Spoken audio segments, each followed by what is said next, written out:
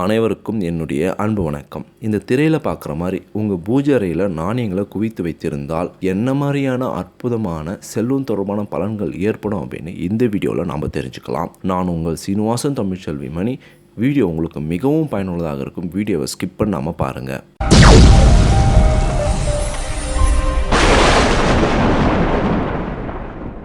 இதுவரைக்கும் இந்த சேனல் நீங்கள் சப்ஸ்கிரைப் பண்ணாமல் இருந்தீங்கன்னா உடனே சப்ஸ்கிரைப் பண்ணுங்கள். மேலும் பக்கத்தில் ஒரு பெல் ஐக்கான் இருக்கும். அந்த பெல் ஐக்கானும் ப்ரெஸ் பண்ணுங்கள். நான் கொடுக்குற ஒவ்வொரு வீடியோவும் உங்களுக்கு உடனடியாக நோட்டிஃபிகேஷனாக வந்துடும். பொதுவாக நம்மளுடைய இந்து சாஸ்திரத்தில் நாணயங்கள் என்பது மகாலட்சுமியின் அம்சமாகவும் குபேரருடைய அம்சமாகவும் கருதப்படும். பூஜை அறையில் நாம் இதுபோல செல்வம் தொடர்பான விஷயங்களை வைத்திருப்பதன் மூலம் மகாலட்சுமியின் குபேரனுடைய அருளும் ஆசையும் அதிகரிக்கும் அப்படின்னே சொல்லலாம். மேலும் இந்த நாணயங்களை பூஜை அறையில் குவித்து வைத்திருப்பதால் ஏற்படக்கூடிய பலன்கள் என்ன, அது எவ்வாறு செய்ய வேண்டும், அதில் நாம் செய்யக்கூடிய அறியாமல் தவறுகள் என்ன அப்படின்னு தெளிவாக தெரிஞ்சுக்கலாம்.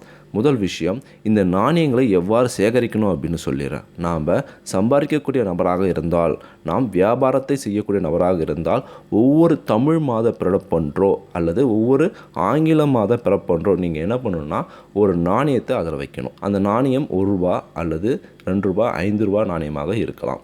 அல்லது வீட்டுக்கு பெரியவங்க யாரா வந்தாங்க அப்படின்னா அவங்க ஆசீர்வாதம் பண்ணும்போது அவங்கக்கிட்ட நாணயங்களையும் வாங்கி நீங்கள் வைக்கலாம். இந்த 2 முறைகளை மட்டும்தான் நீங்கள் நாணயங்களை வாங்கி சேகரிக்கணும். அதை தவிர்த்து கடைக்கு போயிட்டு நீங்கள் சில்லறை வாங்கிட்டு வரும்போது வரக்கூடிய நாணயங்களையோ அல்லது பேருந்தில் போகும்போது கிடைக்கக்கூடிய சில்லறை நாணயங்களையோ வைக்கக்கூடாது. உங்களுடைய சம்பளத்தில், அதாவது ஒவ்வொரு மாத சம்பளத்தில் உங்களுக்கு கிடைக்கக்கூடிய தொகையிலிருந்து ஒரு நாணயத்தை நீங்கள் வைக்க வேண்டும். அந்த நாணயத்தை நீங்கள் சில்லறை மாற்றி வச்சுக்கலாம். உங்களுடைய வியாபாரத்தில் வரக்கூடிய நாணயத்தை ஒவ்வொரு மாதத்தில் நீங்கள் சேகரித்துட்டே வரணும். இவ்வாறு சேகரிக்கணும். அந்த நாணயங்களை நல்லா தூய்மைப்படுத்திட்டு அதுக்கப்புறம் தான் பூஜையில் இருக்கக்கூடிய அந்த பாத்திரத்தில் வைக்க வேண்டும். இந்த நாணயங்களை எதுக்கெல்லாம் பயன்படுத்தலாம் அப்படின்னா, நீங்கள் தங்கம் வாங்கும் போது இந்த நாணயங்களை எடுத்து பயன்படுத்திக்கலாம். நிலம் வாங்கும் போது இந்த நாணயங்களை எடுத்து பயன்படுத்திக்கலாம். சுப விசேஷங்களுக்கு இந்த நாணயங்களை பயன்படுத்தலாம். திருமணம், வளைகாப்பு, காதுகுத்து, மஞ்சள் நீராட்டு விழா, கிரகப்பிரவேசம், இது போல் சுப விசேஷங்கள் ஏதாவது இருந்துச்சு அப்படின்னா அந்த விசேஷங்களுக்கு மங்கள பொருட்கள் நீங்கள் வாங்குவீங்க இல்லையா, அந்த நேரங்களில் இந்த நாணயங்களை பயன்படுத்திக்கலாம். இவ்வாறு இந்த நாணயங்களை பூஜையில் வைத்து நீங்கள் இறை வழிபாடு செய்யும் போதும்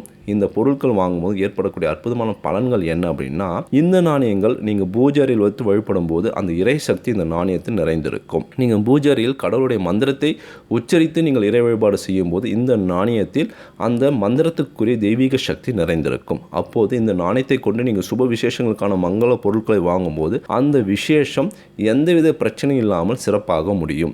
மேலும் இதுபோல விசேஷங்கள் தொடர்ந்து நடந்து கொண்டே இருப்பதற்கும் உங்கள் வீட்டில் அதிகமாக ஏற்படும். இந்த நாணயத்தை கொண்டு நீங்கள் வெள்ளி, தங்கம், நிலம் வாங்குறீங்க அப்படின்னா அதுவும் மென்மேலும் பெருகும் அப்படின்னு சொல்லப்படுது. இந்த நாணயங்களை பூஜையில் வைத்து நம்ம வழிபடும் போது என்ன மாதிரியான பலன்கள் ஏற்படும் அப்படின்னா, வீட்டில் செல்வ வளம் மென்மேலும் அதிகரிக்கும்.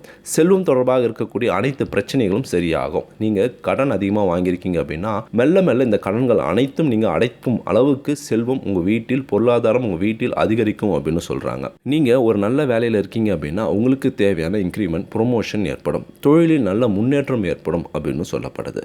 மேலும் பணம் சம்பந்தமாக இருக்கக்கூடிய அனைத்து விதமான பிரச்சனைகளிலிருந்து விடுபடவும் இந்த நாணயங்கள் உதவியாக இருக்கும். மேலும் வீட்டுக்கு லட்சுமி கடாட்சமும் குபேரருடைய அருளும் ஆசையும் நிறைவாக கிடைக்கும். இந்த நாணயங்களை கொண்டு நீங்கள் இறை வழிபாடும் செய்யலாம். இந்த நாணயங்களை நீங்கள் சேகரிக்கும் போது குறிப்பாக மேலும் மேலும் வீட்டில் செல்வம் பெருக வேண்டும் அப்படின்னு நீங்கள் மகாலட்சுமியும் குபேரரையும் உங்கள் இஷ்ட தெய்வத்தையும் குலதெய்வத்தையும் பிரார்த்தனை பண்ணிக்கிட்டு அதுக்கப்புறம் இந்த நாணயத்தை சேகரிக்க வேண்டும். இந்த நாணயத்தை சேகரிக்கக்கூடிய பாத்திரம் கண்ணாடி பாத்திரம், வெள்ளி பாத்திரம், சில்வர் பாத்திரம், காப்பர் பாத்திரத்தை இல்லைனா மண் பாண்டத்தில் கூட நீங்கள் சேகரிக்கலாம். ஆனால் எக்காரணத்தை கொண்டு பிளாஸ்டிக் பாத்திரத்தில் சேகரிக்காதீங்க.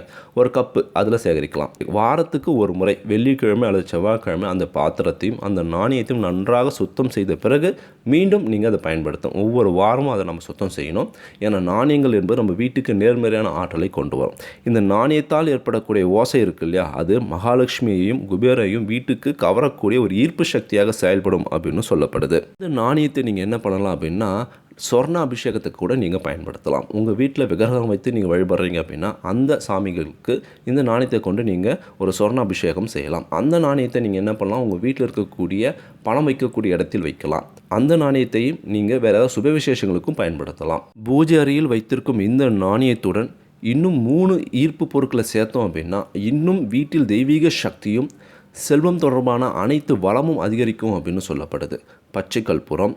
இந்த பச்சை கற்பூரத்தை நாணயத்து அடியிலேயோ இல்லை நாணயத்துக்கு மேலேயோ வைத்திருந்தீங்க அப்படின்னா அந்த பச்சை கற்பூரம் கரையை நீங்கள் வைக்கணும். அவ்வாறு செய்வதன் மூலம் தெய்வீக சக்தியும் செல்வம் தொடர்பான அனைத்து விஷயங்களும் மென்மேலும் அதிகரிக்கும். 3 ஏலக்காயும் நீங்கள் வைக்கலாம். மேலும் 3 கிராம்பையும் நீங்கள் வைக்கலாம். இந்த 3 பொருட்களும் பார்த்தீங்கன்னா நல்ல வாசனை தரும். அதே போல் தெய்வீக சக்தியும் செல்வத்தினால் ஈர்க்கக்கூடிய வல்லமை கொண்டது. நான் சொன்ன தகவல் உங்களுக்கு மிகவும் பயனுள்ளதாக இருந்திருக்கும் அப்படின்னு நான் நினைக்கிறேன். இந்த வீடியோ பற்றி உங்களுடைய கருத்துக்கள் என்ன அப்படின்னு மறக்காமல் கமெண்ட் பாக்ஸில் கமெண்ட் பண்ணுங்கள். நீங்கள் ஏற்கனவே உங்கள் பூஜையில் நாணயங்களை குவிலாக வைத்து நீங்கள் இறை வழிபாடு செய்கிறீங்க அப்படின்னா உங்களுடைய அனுபவம் என்ன அப்படின்னு கமெண்ட் பண்ணுங்கள். இந்த வீடியோவை அனைவருக்கும் ஷேர் பண்ணுங்கள். நம்மளோட தமிழ் டெக்னாலஜி சேனலை சப்ஸ்கிரைப் பண்ணுங்கள், லைக் பண்ணுங்கள். மீண்டும் அடுத்த ஒரு சுவாரஸ்யமான வீடியோவை சந்திக்கலாம். தேங்க்யூ ஃபார் வாட்சிங்.